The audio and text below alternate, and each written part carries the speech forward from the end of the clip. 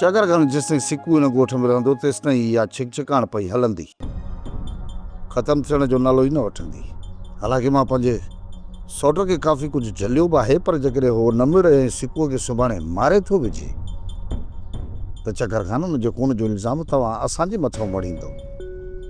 इन करे मां चवां थो त जेकॾहिं खून रज़ी खे रोकणो अथव ऐं अमन चाहियो था त सिकू वारनि खे ॻोठ निकाली ॾेई हिन ॻोठ मां कढो।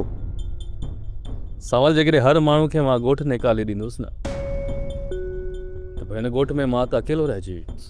चकर खान तव्हां ई मूंखे ॿुधायो त छोकिरी घर करण ई नथी चाहे ऐं रोज़ नयूं नयूं शरारतूं अथसि, ऐं सिकू बि चाहे थो त कहिड़े तरीक़े सां मां छोकिरी मसां वटां कढी पंहिंजे घर में रखे।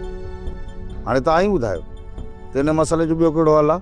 मां सिकू खे घुराए उनखे सम्झायां थो, ख़ुदा कंदो त ॿीहर अहिड़ो मसइलो न कंदो। हा संभल खान, तूं बि कुझु ॾींहुं पंहिंजे सौट हैदर खे सम्झाए छॾ। तूं सिकू जे साम्हूं न अचे, तेसिताईं सौट पाण ई सिकू खे सम्झाए वठंदो। चकर खान न रुंडे वारी छोरी जे बारे में छा सोचियो अथव? इन मसइले जे बारे में पोइ ॻाल्हाईंदासीं सावल। फ़िलहालु ॿिया मसइला ई वधियल आहिनि। पर वाह साईं, सावल मूं चयो न, इन मसइले खे पोइ ॾिसंदासीं। फ़िलहालु अकबर ख़ान जे हथियारनि में बारूद असांजे लाइ भरियल आहे। इन करे चवां थो त घर जे मसइलनि खे फ़िलहालु छॾ ऐं वञी तयारी करे छॾ, छो त अकबर ख़ान पंहिंजी पूरी ताक़त सां असां ते हमलावर थी सघे थो। मूंखे पूरी पक आहे त हू माठ करे कोन विहंदो। इन ई करे पहिरियां हुनखे मुंहुं ॾेई वठो, पोइ पंहिंजे घर जे मसइलनि खे बि ॾिसी वठंदासीं।